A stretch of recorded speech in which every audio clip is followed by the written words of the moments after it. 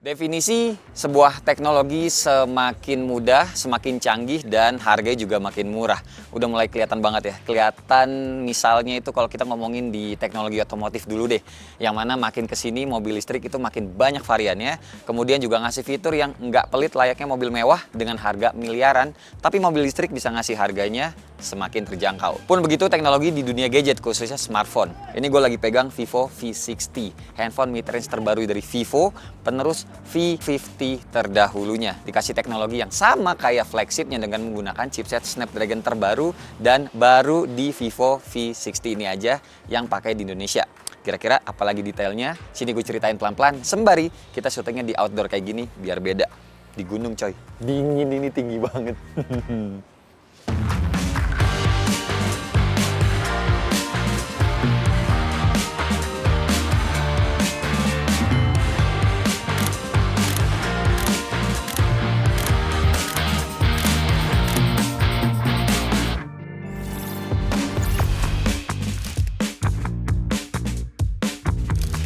Hai semua, gue Wasa. Ya, kali ini gue syutingnya di luar, tepatnya di daerah Puncak. Soalnya ya udah lama banget nggak sambil main ya. Ini tuh sekarang lagi ada di daerah Gunung Mas, tinggi banget karena gue mau nyobain paragliding. Belum pernah nyobain. Dan sekalian mau ngebuktiin juga ke teman-teman kalau kameranya si Vivo V60 ini makin ajib, soalnya kayak yang tadi gue bilang, fitur kamera flagship pun ditaruh di mid-range Vivo-nya ini, yakni sebuah lensa telefoto 10 kali optical zoom. Ini beneran deh, fitur yang biasanya cuma ada di flagship aja kan. Ditambah maksimal zoomnya juga bisa sampai 100 kali juga.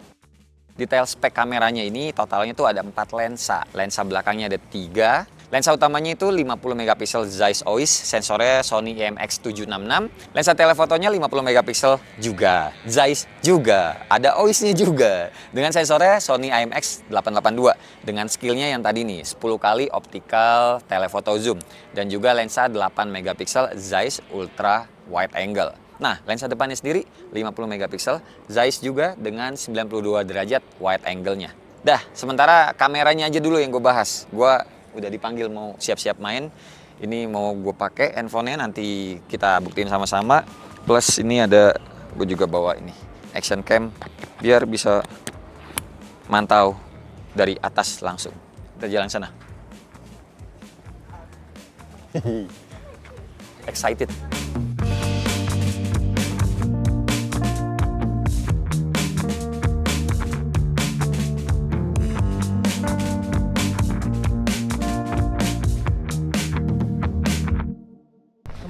Apa terbang? Nat.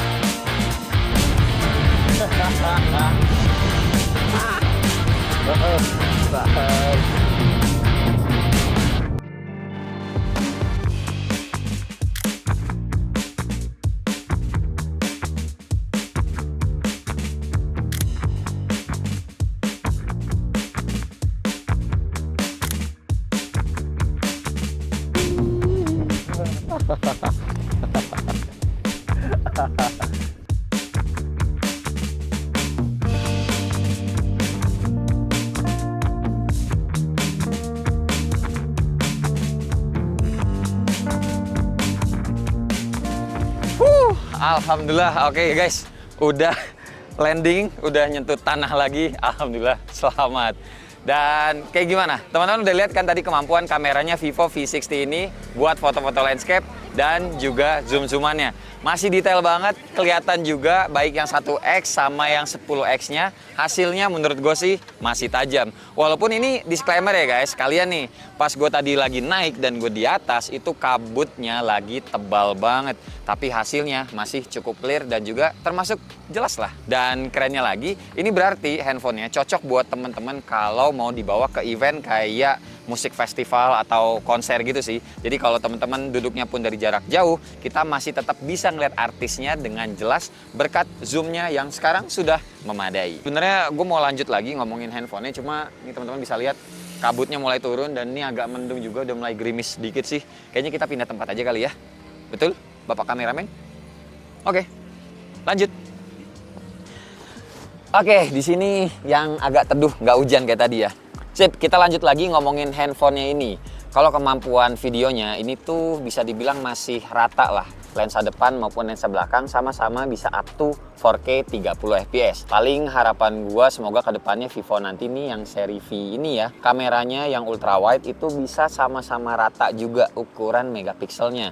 Ya mungkin sama-sama 50 megapiksel gitu. Jadi biar hasilnya itu lebih equal aja kalau menurut gue pribadi. Tapi ya sementara ini yang sekarang juga udah bagus-bagus aja sih. Kita beralih ke mode potret kamera belakangnya. Ini tuh berkat lensa tele jarak jauhnya kita tuh bisa mainin focal length dengan multifocal potret mulai dari 23, 35, 50, 85 sampai 100 mm. Nah, tapi yang 85 sampai 100 mm ini juga bisa kejadian karena ada dukungan dari lensa telefotonya ini. Efek bokehnya gimana? Ada 7 pilihan ala-ala lensa Zeiss. Jadi hasilnya lebih berasa kayak pakai kamera profesional. Terus kalau ngomongin lensa depannya yang 50 megapiksel ini juga ada 3 preset. Original, Natural Light Beauty, sama Classic Beauty. Mau selfie rame-rame? Bisa banget. Ada wide 0,8x-nya. Mau normal, pakai yang 1x. Atau kalau mau close up, biar fokus ke muka kita, ini tinggal pilih yang 2 kali zoom. Plus ada 5 opsi juga bokeh Zeiss dan Aura Screen Light. Biar muka tuh tetap glow up, walau sikonnya itu low light. Walah, iya, sampai lupa juga ini kalau di mode potret kita ada mode 4 season. Jadi dibantuin sama AI, bisa bikin background kita tuh beda-beda musim dan ini menurut gua keren. Hasilnya tuh nggak kayak tempelan, tapi karena AI-nya jadinya tuh cakep aja.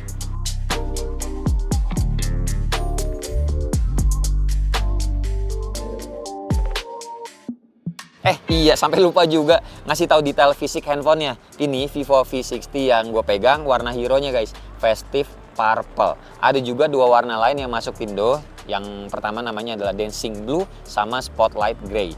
Namanya tuh kerasa banget ya, kayak vibes-nya musik festival gitu. Sesuai konsepsi Vivo yang sekarang sini, emang ngeposisiin V60 ini sebagai teman wajib kalau teman-teman mau nonton musik festival. Housing kamera belakangnya seperti ini. Ukurannya sekarang lebih ringkas dan juga rapi. Jadi kelihatan clean aja pas dilihat. Plus tetap ada aura light portraitnya. Dan ngomongin desain HP-nya, alih-alih handphone zaman sekarang itu rata-rata bentukannya itu boxy, kotak, terinspirasi ala-ala iPhone, Vivo V60 mempertahankan rounded edge desainnya yang emang sejatinya tuh beneran lebih nyaman digenggam dengan modelan kayak begini dalam pemakaian sehari-hari. By the way, buat materialnya sendiri ini tuh gue dikasih tahu kalau frame sama backdoornya ini sama-sama pakai polikarbonat. Oh ya, kelengkapan lainnya juga kita udah dapet anti gores yang terpasang ke handphonenya langsung. Dapat juga casing bawaan silikon kayak begini yang warnanya tuh senada kayak handphonenya. Cakep lah, udah nggak usah ribet. Teman-teman nanya-nanyain backdoornya kaca atau plastik, ujung-ujungnya juga dipakein casing semuanya. Tinggal beli aja dan ya udah pakai handphonenya sendiri. Yang nggak beli itu biasanya yang pada ribetin. Yang beli mah nyantai. Handphonenya ini berasa lebih lebar sedikit sih kalau gua rasa-rasa ketimbang Vivo V50 terdahulu. Soalnya kapasitas baterainya juga bertambah jadi 6500 mAh. Dapat casan bawaan juga ini besar 90 watt flash charge. Gua ngetes screen time-nya ini gokil. Bisa nyampe 23 jam 19 menit. Terus ngecasnya juga cepet ya untuk ukuran baterai segini. Ngecas dari 1% sampai full 100% cuma makan waktu 56 menit aja. Tapi kelihatan kan ya, ini walau agak lebaran, handphonenya tuh masih tipis kenanya, sekitar 7,53 mm aja. 8 mm aja nggak nyampe. Terus ngeliat layarnya juga enak nih dilihatnya, walau di keadaan outdoor. Spek layar sendiri punya ukuran 6,67 inci 1260 x 2800 pixel. Panelnya AMOLED 120 Hz. Fingerprint pastinya di dalam layar, dan buat yang suka nanya ini AOD alias Always On Display bisa nyala terus atau tidak, jawabannya adalah Tidak. Bisa muncul pas kita sentuh aja layarnya. Nah, dari sisi performa, ini juga masuk ke ranah yang kemajuan teknologinya tuh makin gampang dan juga makin canggih. Vivo V60 ini udah pakai chipset Snapdragon 7 Gen 4 yang paling terbaru dan pertama juga mereka bawa ke Indonesia. Yang mana ini juga berarti akhirnya V-Series itu upgrade ya chipsetnya, karena kan sebelumnya mereka tuh udah 2 kali pakai chipset yang sama di seri-seri sebelumnya. Dipaduin sama RAM 12 GB dan storage-nya 256 GB serta Vantage OS 15 berbasis Android 15, gua ngetes benchmark hasilnya udah mepet-mepet banget sama flagship asli dah. Skor Antutunya tembus 1 jutaan lebih. Geekbench 6 buat single core-nya aja dapat 1200-an dan yang multi core-nya dapat 3500-an poin. Gede loh guys segini. 3D Mark juga gue lakukan beberapa pengetesan. Kayak Wildlife gue dapat 6325 poin. Wildlife yang ekstrimnya juga gue ngetes dapat 1773 poin. Still Nomad 658 poin. Serta buat PC Mark 10 gue dapat skor 11 ribuan. Asli ini ya, kalau ngomongin soal performa, sebenarnya gue rada kaget sih sama Vivo V60 ini. Masalahnya ini kan handphone jualan utamanya, itu kan lebih ke kamera dari dulu. Tapi buat gaming aja tuh bisa selancar ini, main Wuthering Wave yang utamanya adalah game berat aja bisa dilibas dengan baik, nggak ada ngelek-ngelek berarti. Apalagi pas ketemu musuhnya banyak dan karakternya lagi ngeluarin ilmunya. Terus ini juga ya, kalau teman-teman cuma mainnya MLBB aja, kenanya tuh pasti bahagia, apalagi kalau teman-teman mainnya Roblox doang gitu. Soalnya selain baterainya gede yang pasti awet juga dalam pemakaian, ini handphone juga ada bypass chargingnya.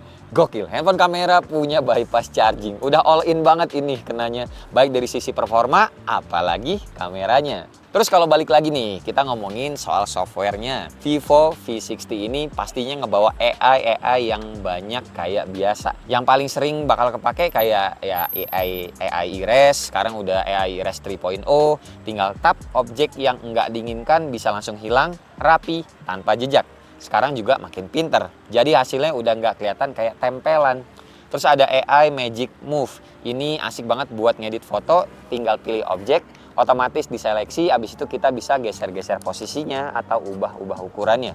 Buat yang kreatif, ini bisa jadi mainan seru banget. Kalau teman-teman juga tipe yang fotonya suka kekecilan frame-nya, ada yang namanya AI Image Expander. Tinggal diklik, angle foto kita bisa diperluas lagi tanpa harus foto ulang. Cocok banget buat foto travel atau foto momen yang nggak bisa diulang.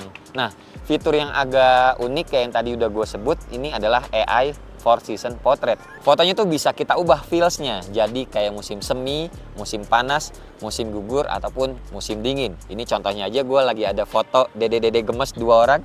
Fotonya lagi, ya kita lagi di atas gunung, tak tahu bisa gue ubah di pegunungan, di Jepang, gitu-gitulah pokoknya.